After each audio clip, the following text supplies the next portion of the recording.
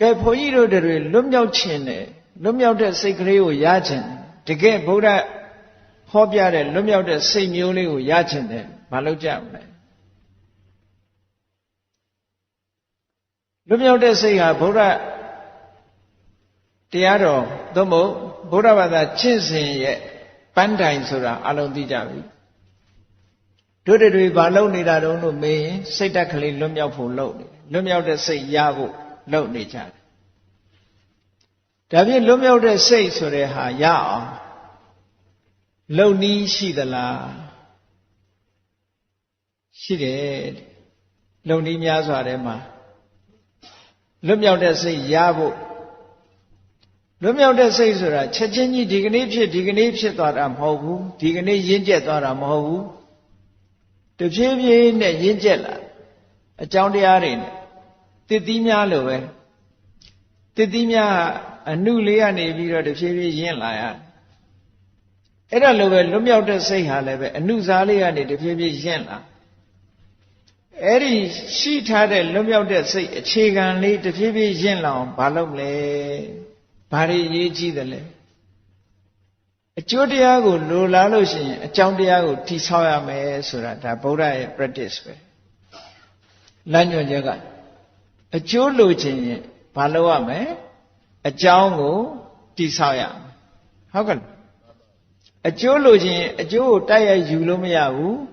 အကြောင်းကိုလုပ်ရဒါဟုတ်တယ်ပေါ့အကျိုးကိုတိုက်ရိုက်ယူလို့ပဲရအကြောင်းတရားကိုဖန်တီးပေးမှအကျိုးတရားရမှာဒါကြောင့်မို့အကြောင်းတရားကိုဖန်တီးဖို့စေတောဝိမု ക്തി လို့ခေါ်တဲ့လွတ်မြောက်တဲ့စိတ်ကလေးရဖို့ရအတွက်မရင့်ကျက်သေးတဲ့လွတ်မြောက်တဲ့စိတ်ကလေးကိုပို့ပြီးတော့ရင့်ကျက်လာအောင်ဘယ်အကြောင်းတရားတွေကဖြစ်စေနိုင်တယ်လို့ဆိုတာကိုမြတ်စွာဘုရားကမေဂိယသုတ်တံမှာဟောထားတာရှိမေဂိယသုတ်တံမှာဟောထားတာရှိတယ်မေဂိယသုတ်တံဖြစ်ပေါ်လာပုံဇာလမ်းလေးနည်းနည်းပြောမြတ်စွာဘုရားတခါတော့ကစာလိကာလို့ခေါ်တဲ့မြို့အဲ့ဒီမြို့နာကစာလိကာဆိုတဲ့တောင်ပေါ်မှာသတင်းသုံးနေထိုင်နေတောရကျောင်းမှာနေတယ်ပေါ့မြတ်စွာဘုရားကိုအနီးကပ်ပြီးတော့ပြုစုနေတဲ့ပုဂ္ဂိုလ်ကရှင်မေဂိယလို့ခေါ်တယ်ရှင်အနန္ဒာမဟုတ်သေးဘူးအဲ့တော့ရှင်မေဂိယကမြတ်စွာဘုရားကိုအနီးကပ်ပြုစုစာလိကာတောင်ကနေဆင်းပြီးတော့နေ့စဉ်ဆွမ်းခံကြွတဲ့ရွာလေးကဇန္တုဆိုတဲ့ရွာလေးရှိကလနာမယ်ပေါ့နော်ဇန္တုဆိုတဲ့ရွာလေးကိုဆွမ်းခံကြွတနေ့ကျတော့ရှင်မေဂိယဟာဘုရားမြတ်စွာဝေကြီးုံငယ်ပြုပြီးတော့စာလိကာတောင်ပေါ်ကနေဆင်းပြီးတော့ဇန္တုဆိုတဲ့ရွာလေးကိုဆွမ်းခံကြွသွားတဲ့အခါမှာတအိမ်တစွန်းဒကာတော်မများလောင်းလူတွေဆုံးလေးတပိတ်ကလေးပိုက်ပြီးရတာလေးနဲ့ကျေနပ်ပြီးမြို့ထဲရွာထဲမှာရှိတဲ့လမ်းဘေးမှာဇေယျကလေးတွေကုသိုလ်ရှင်တွေကဇေယျကလေးတွေဗာလေးတွေဆောက်ထားကြတယ်အဲ့ဒီမှာပဲထိုင်ပြီးတော့ဆွန်ဖုံးပေးတယ်ဘာလို့လဲဆိုအဝေးကြီးဆိုပြန်မတည်နိုင်ဘူးကျောင်းရှင်းတော့ကကျောင်းမှာဆွမ်းစားကြတာနဲတယ်ဆွမ်းခံပြီးလို့ရှိရင်မြို့ထဲရွာထဲမှာသို့မဟုတ်မြို့ပြင်လေးမှာဇေယျကလေးတွေဆောက်ထားတာရှိတယ်အဲ့ဒီဇေယျပေါ်တက်ပြီးတော့ရေလေးပါလေးလွယ်လွယ်ကူရမယ့်နေရာကိုဆွမ်းစားကြအဲ့ဒီလိုဆွမ်းစားပြီးရင်ဘယ်သွားတော့ဆိုတော့အဲ့ဒီမြို့ရွာအနီးပါးမှာတိတ်ဆိတ်ငြိမ်သက်တဲ့တောအုပ်ကလေးတွေတောတန်းလေးတွေဥယျာဉ်လေးတွေလူသူမရှုပ်ထွေးတဲ့နေရာတွေကိုချင်းကပ်ကြဒါကဘုရားလက်ထက်ကရဟန်းတော်တွေရဲ့နေပုံနေနည်းပေါ့ဆွမ်းခံသွားတယ်တစ်ထပ်ပဲဖုံးမေးကြတယ်ဆိုပါစို့အခုခေတ်နိုင်နဲ့ပြောမယ်ဆိုရင်7နာရီလောက်9နာရီ10နာရီလောက်ကျောင်းကနေထွက်လာပြီးတော့10နာရီ9နာရီ10နာရီလောက်ဆွမ်းခံပြီးတော့ဆွမ်းပါဖုံးမေးပြီးတဲ့အခါတပိတ်ကလေးဆေးပြန်လွယ်ပြီးတော့တင့်တော်တဲ့နေရာကိုကြွသွားကြတိတ်ဆိတ်ငြိမ်သက်မဲ့နေရာလေးကိုသွားရှင်မေဂိယကလည်းအဲ့ဒီနေ့မှာ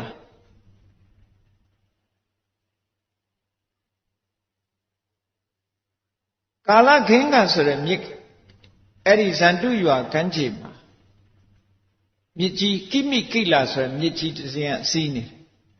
ကိမိကိလလို့ခေါ်တဲ့မြစ်ကြီး Eri kimi kila sore mibe ma Luri saipyo thajare te uyenyi de kushi. Say lo solo te uyenyi a awada along go. Nege ma so du ba mashi e se de. Kimi kila ji kanjingကနေရှောက်လန်းပြီးတော့သွားတော့အဲ့ဒီတည်းဥယျာဉ်ကြီးရောက်သွားတဲ့ဥယျာဉ်ကြီးတဲ့ဝင်လိုက်တာနဲ့သူ့စိတ်လေးကကြည်နူးသွား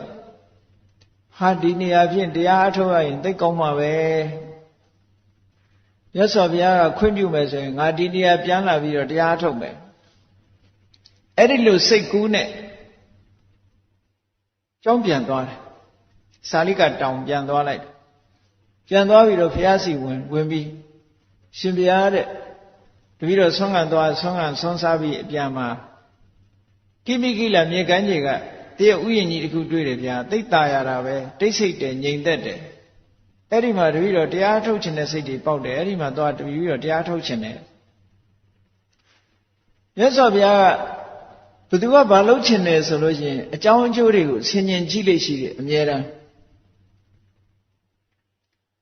သူစိတ်ကူးရင်လာတာဟာတမ္မာမဟုတ်ဘူးအဲ့ဒီရှုပ်ဝက်ချက်ကလေးရှိနေတယ်ဒါလောကမှာလူတိုင်းကိုယ့်အကိုလည်းရှုပ်ဝက်ချက်ကလေးတွေရှိနေပဲကိုမေ့နေတဲ့ဇာလန်းကလေးတွေရှိကြတယ်ပေါ့ဒါဒီဘဝကဇာလန်းမဟုတ်ဘူးအတိတ်ကဇာလန်းတွေကြုံမှုကြပါလိမ့်မယ်ဘုန်းကြီးတို့လည်းတတိထားတဲ့အခါမှာတချို့နေရာရောက်သွားလို့ရှိရင်စိတ်ထဲမှာကြည်နူးတဲ့နေရာရှိတယ်လို့စိတ်ထဲမှာပျော်သွားတဲ့နေရာရှိတယ်လို့မပျော်တဲ့နေရာလည်းရှိတတ်တယ်စိတ်ရဲ့ခံစားချက်နော်ထူးဆန်းတယ်သိလို့မဟုတ်ဘူးမေဂိယယဟန်တော်ကလည်းအဲ့ဒီဥယျာဉ်နဲ့ဝင်လိုက်တာနဲ့တပြိုင်နက်သူ့စိတ်ထဲမှာသိကြည်နူးသွားမြတ်စွာဘုရားကသူ့ရဲ့အတိတ်ဇာလန်းတွေကိုပြန်ကြည့်လိုက်တော့ဒီရှင်မေဂိယဟာတခုသောဘဝမှာသူကဘယင်ဖြစ်ပြီးတော့အဲ့ဒီဥယျာဉ်ထဲမှာသူကနေခဲ့ဘူးတော့ဒါကြောင့်မို့စိတ်ထဲမှာကြည်နူးတာဒါတွေကိုတော့ तू မမေ့နေပြီ तू မသိဘူးအတိတ်ရဲ့ပုံရိပ်တွေကသူ့စိတ်ထဲမှာပေါ်လာပြီမဲ့လို့ तू မသိဘူးမမှတ်မိတော့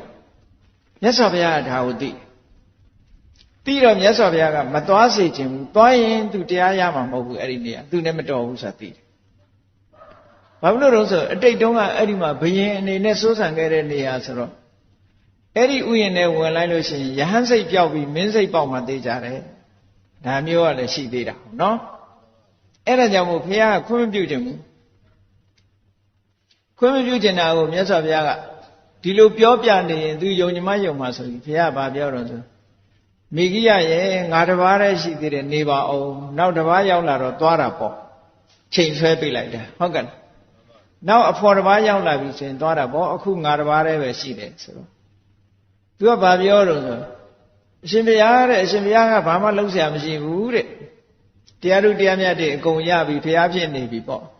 အရှင်ဘုရားမှာလှုပ်เสียကျင့်เสียဘာမှမရှိဘူးတပည့်တော်မှာလှုပ်เสียတွေရှိသေးတယ်ပုရုဇဉ်ဘဝပဲရှိသေးတယ်ပေါ့တပည့်တော်တရားထုတ်ချင်ပါလေဆိုတော့မြတ်စွာဘုရားကထပ်ပြီးတော့မင်းကြီးတယ်နေပါဦးမေဂိယငါတစ်ပါးတည်းရှိသေးတယ်နောက်တစ်ပါးလာတော့သွားတာပေါ့မရဘူးသူကဒါပဲထပ်ပြောသုံးချိန်တိုင်အောင်ပြောလို့မရတော့မြတ်စွာဘုရားမမင်းရှိတော့အေးဒီတဲ့တရားအထုတ်မယ်လို့ပြောတာတို့ကကန့်ကွက်เสียမရှိပါဘူးတဲ့စိတ်တိုင်းကြသွားတာပေါ့လို့ခွင့်ပေးလိုက်တယ်ခွင့်လဲပေးလိုက်ရောအဲ့ဒီတည်းဥယျာဉ်မဲ့ကိုခြေဥလှည့်ပြီးသွားတော့တာဟိုလဲရောက်ပြီးတော့သူဘယင်းဘွားတုန်းကထိုင်ခဲ့တဲ့တရားပင်နေရာလေးမှာသွားထိုင်သူကတော့သိတာမဟုတ်သို့တော့ပုံရိပ်တွေကမြတ်စွာဘုရားမှာမြင်နေတယ်အတိတ်ကပုံရိပ်တွေကဘုရားရဲ့ဉာဏ်တော်ထဲမှာပေါ်အဲ့ရှင်မေဂိယတရားထုတ်မလို့သွားပြီးဒီပင်ရင်လဲထိုင်လိုက်ရောဘာတွေပေါ်လာတော့ဆိုသူထိုင်နေတဲ့အချိန်သူကသူငကင်းကြီးနဲ့ဘယင်ကြီးဖြစ်လာစိတ်တွေနော်စိတ်ကူးတာတွေကစိတ်ကူးစိတ်တန်းတွေသူကသူဘယင်စိတ်ဝင်လာတယ်အဲ့နာမှာအလုံးစမ်းကြတယ်ဒါတွေက unknown cause မသိနိုင်တဲ့အကြောင်းတရားတွေဒါမျိုးကလူတိုင်းမှာရှိတတ်အဲ့ဒီရဲ့အတိတ်ရဲ့ပုံရိပ်တွေပေါ်လာတော့သူကသူဘယင်စိတ်ဝင်လာသည့်အတွက်ကြောင့်ဘေးကနေမောင်းမမိတ်တံမိဖုရားခြံရံနေနဲ့အိုးကာမဝိတက်တွေပေါ်လာလိုက်တာစိတ်ကူးမင်းစည်းစိမ်ခံစားတဲ့စိတ်တွေ ဒါတွေဝင်လာတယ်ဒီအတွေးတွေကဘာတွေဝင်လာတော့ဆိုကာမဝိတက်ကလို့ဆိုတဲ့ကံကုန်ခံစားခြင်းနဲ့စိတ်တွေပေါ်လာဘယင်းဆိုတာမျိုးကပျော်စရာကြီးမှမဟုတ်ဘဲနဲ့ရန်သူအလွန်များတာပဲလေအလွန်များတဲ့အချိန်ကျတော့အဲ့ဒီလိုတရားဥယျာဉ်နဲ့နေတဲ့အချိန်မှာပဲဟာဒီလူကတိုင်းပြည်ကိုပုံကန်တဲ့လူဆိုပြီးတော့ဖမ်းခေါ်လာတယ်ဖမ်းခေါ်လာတဲ့အခါကျတော့အမိန့်ချရသေးတယ်ဒီကောင်ဖမ်းဒီကောင်ထောင်ချဒီကောင်တတ်ဆိုပြီးတော့ပြောရတာဆိုတော့အဲ့ဒီအတွေးတွေတစ်ခါဝင်လာပြန်ရောဟုတ်ကဲ့လားအုပ်ချုပ်တယ်ဆိုတာဒီဖမ်းဆီးချုပ်နှောင်နှောင်ဖွဲ့တပ်ဖြတ်ဆိုတဲ့ဒီဒေါသအတွေးတွေဝင်လာတယ်ဒါကဗျာပါဒဝိတက်ကလို့ခေါ်တယ်စိတ်တွေတိုးလာတယ်ဟာဒီကောင်တလောက်ဆိုးလားလို့ဒီကောင်ကိုဇက်ဖြတ်တတ်ဆိုတဲ့ဟောအတွေးတွေဝင်လာအဲ့ဒါနဲ့တပြိုင်တည်းပဲဝိဟိတဝိတက်အေးဒီကောင်တွေကတော်လှန်မဲ့ကောင်တွေဖမ်းစောစောတွေကချုပ်ဆိုပြီးတော့ဝိဟိတဝိတက်ညှင်းဆဲတပ်ဖြတ်ဆိုတဲ့အတွေးတွေပါသူဝင်လာကာမဝိတက်ဝင်တယ်ဗျာပါဒဝိတက်ဝင်တယ်ဝိဟိတဝိတက်ဝင်တယ်တရားအထုတ်ပါတယ်ဆိုမှတရားမဝင်မဲနဲ့ဓာရီကြည့်ပဲသူမျက်စိထဲမှာမြင်လာတော့ဘယ်လိုဖြစ်တုံဆိုသူစိတ်ထဲမှာအံ့ဩသွားတယ်အမလီဖြစ်မှဖြစ်ရလေဒီတဲ့ကိုငါလာတာတရားအထုတ်ဖို့လာတာအခုကြည်စမ်းငါတွေးနေလိုက်တာမင်းစိတ်ပေါက်ပြီးတော့ကြည်စမ်းတွေးနေလိုက်တာကာမဂုဏ်စိတ်တွေကာမဝိတက်တွေကလည်းပေါ်လိုက်တယ်ဗျာပါဒဝိတက်ကတတ်လို့ဖြတ်လို့မှုတွေပေါ်လိုက်တယ်ဝိဟိတဝိတက်ကညှင်းဆဲလို့မှုတွေပေါ်လာတယ်ငါဟာသာသနာပေါင်းဝင်လာတာတကယ်ယုံကြည်ချက်နဲ့ဝင်လာတဲ့ပုဂ္ဂိုလ်ပါဒါတွေငါလိုချင်လို့ဝင်လာတာမဟုတ်ဘူးဘယ်တဲ့ကြောင့်ဒီအတွေးတွေငါကောင်းနဲ့ရောက်လာပါလိမ့်မလဲ unknown cause မသိနဲ့သို့တော်မြတ်စွာဘုရားကသိထားတယ်အဲ့ဒီနေရာသွားရင်ဒါတွေဝင်လိမ့်မယ်ဆိုတာသိထားဘာဖြစ်လို့တော့ဆိုရင်ဥပနိတယပစ္စယောနေရာဆိုတာကဥပနိတယပစ္စယောအာဝသောပိဥပနိတယပစ္စေနပစ္စယောနေရာဌာနတစ်ခုဟာလူကိုအကောင်းတဲ့အထောက်ပံ့တစ်ခုပေးနိုင်တယ်ပုဂ္ဂလောပိဥပနိတယပစ္စေနပစ္စယောပုဂ္ဂိုလ်တယောက်ကလည်းအကောင်းတဲ့အထောက်ပံ့တစ်ခုပေးနိုင်တယ်ကြီးမားတဲ့အထောက်ပံ့တစ်ခုကြောင့်မို့လို့အကြောင်းမဲ့ဖြစ်တာတော့မဟုတ်ဘူးအတိတ်ဘဝစိတ်ကူးစိတ်တန်းတွေပြန်ပြီးတော့ပေါ်လာတာတဲ့အဲ့ဒီအတွေးတွေနှိမ့်ဆက်တာနဲ့ဘာတရားမှမရဘူးစိတ်ပြက်လက်ပြက်နဲ့အဲ့ဒီကနေထွက်လာခဲ့မြတ်စွာဘုရားစီရောက်လျှောက်တယ်ရှင်ဘုရားတပည့်တော်တရားထုတ်လို့သွားတယ်ဗျာတဲ့အတွေးတွေနှိမ့်ဆက်ပြီးတော့တပည့်တော်ပြန်လာခဲ့ရတယ်ဘာတရားမှမရခဲ့ဘူးကာမဂုဏ်ခံစားခြင်းနဲ့အတွေးတွေဒေါသနဲ့အတွေးတွေနှိမ့်ဆက်လို့တဲ့တပ်ဖြတ်ညှင်းဆဲလို့တဲ့အတွေးတွေအဲ့ဒီအတွေးတွေကတပည့်တော်စိတ်ကိုချီနှောင်ထားပြီးတော့နှောက်ယှက်နေသည့်အတွက်ကြောင့်တပည့်တော်ဘာတရားတူးမှမရခဲ့ဘူးဗျာဆိုတော့မှမြတ်စွာဘုရားကအဲ့ဒီမှာတရားဟောတာမေဂိယတဲ့စိတ်ကလေးလွတ်သွားဖို့ဆိုတာလွတ်မြောက်တဲ့စိတ်ရဖို့ဆိုတာလွယ်တာမဟုတ်ဘူးမရင်ကျက်သေးလို့ရင်ကျက်အောင်လုပ်ဖို့အကြောင်းတရားတွေမင်းမှလိုနေသေးတယ်အဲ့ဒီအကြောင်းတရားတွေကဘာတွေလဲဆိုရင်နံပါတ်1မင်းမှလမ်းညွန်မှုခိုင်လိုင်းပေးနိုင်တဲ့မိတ်ကောင်းဆွေကောင်းလိုတယ်တခုဒါဒီအတွေးတွေကိုဘယ်လိုဖြောက်ရမလဲဆိုတဲ့ခိုင်လိုင်းပေးနိုင်တဲ့ဆရာသမားလိုတယ်ဒါကလျာဏမိတ်တလို့ခေါ်ဒါနံပါတ်1နံပါတ်2မင်းကိုချင်းသီလပြည့်စုံဖို့လိုတယ်ကိုချင်းတရားနဲ့ယဟန်ဆိုရင်ယဟန်နေကျင့်သုံးရမယ်ပါတိမောက္ခသံဝရသီလစတဲ့ကိုချင်းတရားတွေနဲ့ပြည့်စုံဖို့လိုတယ်နောက်ပြီးရင်ကထာ10မျိုးစကား10မျိုးသူများစီကကြားဖို့လိုတယ်ဆွေးနွေးပြောကြတဲ့ဒီစကားဆိုတာလည်းအမတန်မှထိရောက်တယ်ဘာစကားတွေနားထောင်ရမလဲဆိုရင်အပိစ္ဆကထာလောဘဆိုတာမထားရဘူးဆိုတဲ့အာနဲ့ပတ်သက်တဲ့စကားမျိုးတွေမင်းများများနားထောင်ပေးရမယ်တန်တုဋ္ဌိကထာရှိတာလေးနဲ့ရောင်ရမ်းမယ်ဆိုတဲ့စကားမျိုးတွေများများနားထောင်ရမယ်အတ္တတ္တကထာကိလေသာတွေနဲ့စိတ်နဲ့မရောနှောရဘူးကင်းကွာလွတ်လပ်အောင်နေမယ်ဆိုတဲ့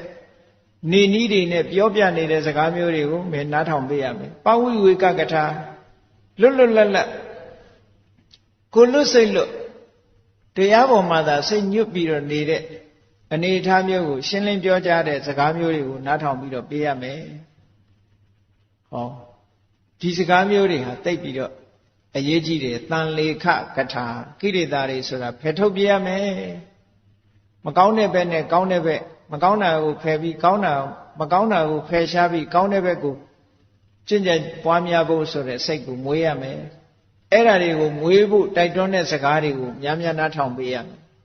ဟုတ်တယ်လေစကားဆိုတာအမတန်မှတန်ဖို့ရှိတယ်တရားနာလိုက်လို့ရှိရင်တရားကရလာတဲ့အသည့်လေးကကိုယ့်ကိုအများကြီးပြောင်းလဲသွားစေတယ်ဒါသိကြတာပေါ့ဒါကြောင့်မို့လို့ကထာ10ပါးဆိုတာဒီနေရာမှာစကားကိုဒီစကားမျိုးကခုနကသူတော်ကောင်းနဲ့ပေါင်းတဲ့အခါမှာကလျာဏမိတ်တဆိုမိတ်ကောင်းဆွေကောင်းစီကမှဒီစကားမျိုးကြားမှာတဲ့ဒီပြင်လူစီသွားလို့ဒီစကားမျိုးကြားမှာမဟုတ်ဘူးကုံတွေပွဲစားစီသွားရင်အယောင်းဝယ်ကိစ္စပဲကြားမှာပဲဟုတ်ကဲ့တကူတည်းစီသွားလို့ချင်းတိုက်မဲ့ခိုက်မဲ့စကားမျိုးပဲကြားမှာပဲကပိုင်းတိုက်စီသွားရင်ကပိုင်းတိုက်ဖို့အကြောင်းပဲကြားမှာပဲအဲ့တော့သူတော်ကောင်းနဲ့ပေါင်းတဲ့အခါမှာဟောဒီစကားမျိုးကြားမှာနောက်သီလကထာကိုချင်းတရားနဲ့ပတ်သက်တဲ့စကားတမာရိကထာစိတ်ဓာတ်တည်ငြိမ်မှုနဲ့ပတ်သက်တဲ့စကားပညာကထာပညာနဲ့ပတ်သက်တဲ့စကားဝိမု ക്തി ကထာစိတ်ရဲ့လွတ်မြောက်မှုနဲ့ပတ်သက်တဲ့စကားဝိမု ക്തി ဉာဏတသနာကထာလွတ်မြောက်ပြီးတော့ရတဲ့အသိဉာဏ်မျိုးနဲ့ပတ်သက်တဲ့လွတ်မြောက်မှန်သိတဲ့အသိဉာဏ်ကိုရရှိစေတတ်တဲ့စကားမျိုးနဲ့ပတ်သက်တဲ့စကားမျိုးတဲ့အဲ့ဒါကိုကထာ5မျိုးလို့ခေါ်ကထာ10မျိုးလို့ခေါ်အဲ့ဒီကထာ10မျိုးကလည်းပဲတဲ့မရင်ကျက်သေးတဲ့စိတ်ရဲ့လွတ်မြောက်မှုကိုရင်ကျက်စေနိုင်တယ်ဒါကြောင့်မို့အဲ့ဒီကထာ10မျိုးကိုလည်းမကြာခဏနားထောင်ပေးရမယ်ဟောမြတ်စွာဘုရားဟောတာနံပါတ်1မိတ်ကောင်းဆွေကောင်းရှိရမယ်နံပါတ်2ကိုချင်းသီလရှိရမယ်နံပါတ်3ကထာစကားတွေကိုနားထောင်ရမယ်အဲ့လိုနားထောင်ရင်မရင်ကျက်သေးတဲ့စိတ်ဓာတ်ဟာရင်ကျက်လာလိမ့်မယ်မလွတ်မြောက်သေးတဲ့စိတ်ဓာတ်လွတ်မြောက်ဖို့ဖြစ်လာလိမ့်မယ်နောက်တစ်ခုကဘာလို့ဆိုရင်အရတ္တဝိရိယကျိုးပန်းအထောက်မှုလိုအပ်တယ်ဆိုတဲ့ဝိရိယနဲ့ပတ်သက်တာပြည့်စုံရမယ်ကျိုးပန်းအထောက်မှုနဲ့ပြည့်စုံဒါဖြင့်ဘာအတွက်ကျိုးပန်းရမလို့ဆိုအကုသိုလ်တွေဖြစ်လာရင်ဖယ်ရှားပြစ်ဖို့ကျိုးပန်းရမယ်ကုသိုလ်တွေမဖြစ်သေးလို့ရှိရင်ဖြစ်လာအောင်ကျိုးပန်းရမယ်အဲ့ဒီကျိုးပန်းမှု2မျိုးနဲ့ပြည့်စုံရမယ်တဲ့နောက်တစ်ခုကလိုအပ်တဲ့အရေးကြီးရပါတော့ဆိုပညာဥရိယတေယကာမိနိယဖြစ်တာပြက်တာသင်္ခါရတရားတွေရဲ့ဖြစ်မှုပြက်မှုကိုမြင်တဲ့ပညာကိရိတာဆိုင်ခဲကိုဖောက်ထွက်ပြစ်နိုင်တဲ့စွမ်းရည်ထက်မြက်တဲ့ပညာဝိပဿနာပညာမဲ့ပညာဆိုတဲ့ဒီပညာမျိုးတွေနဲ့ပြည့်စုံအောင်ကြိုးစားရမယ်တဲ့အဲ့ဒီလိုကြိုးစားမှလွတ်မြောက်တဲ့စိတ်ကလေးဟာဖြစ်ပေါ်လာနိုင်တယ်အဲ့ဒီအချက်အခုပြောခဲ့တဲ့5မျိုးမိတ်ဆွေကောင်းရှိရမယ်ကိုချင်းတရားရှိရမယ်ကထာ5မျိုးကထာ10မျိုးကိုနားထောင်ရမယ်လုံလဝိရိယရှိရမယ်အသိပညာရှိရမယ်ဆိုတဲ့ဟောဒီအည်သွေး5မျိုးအဲ့ဒီအည်သွေး5မျိုးမှာအရေးကြီးဆုံးကဘာတော့ဆိုရင်မိတ်ကောင်းဆွေကောင်းအရေးကြီးဆုံးကလျာဏမိတ်တဆိုတာဒီနေရာမှာရည်ညွှန်းတာဘုရားထီအောင်ရည်ညွှန်းတယ်တာမန်မိတ်ဆွေမဟုတ်ဘူးတရားဓမ္မကိုညွှန်ကြားပြသနိုင်တဲ့ကလျာဏမိတ်တဆိုတာတကယ်ဘုရားထီအောင်ရည်ညွှန်းတယ်ကလျာဏမိတ်တဆိုတဲ့မိတ်ကောင်းဆွေကောင်းရှိလာပြီဆိုရင်သီလပြည့်စုံမှုအခြေအနေရလာတယ်သီလပြည့်စုံမှုအခြေအနေတစ်ခုဖြစ်လာမယ်ကထာ10မျိုးကိုနားထောင်ဖို့လည်းပဲအခြေအနေတစ်ခုဖြစ်လာနိုင်တယ်ကျိုးပန်းအထောက်မှုဝိရိယရှိဖို့ဆိုတဲ့အခြေအနေတွေလည်းဖြစ်လာမယ်အသိပညာတိုးတက်လာဖို့ဆိုတဲ့အခြေအနေတွေလည်းဖြစ်လာနိုင်တယ်ဟောအရေးကြီးဆုံးကနံပါတ်1ကကလျာဏမိတ်တာဒါကိုပြောတာပဲတပ္ပုရိတုပနေတယဆိုပြီးအားကောင်းတဲ့အကြောင်းတရားပဲအဲ့ဒီအကြောင်းတရားတွေကနေသယ်ဆောင်လိုက်တဲ့အခါအကြောင်းတရားတွေအစဉ်စဉ်ဖြစ်သွားဒါဖြင့်စိတ်ကလေးကဒီလောက်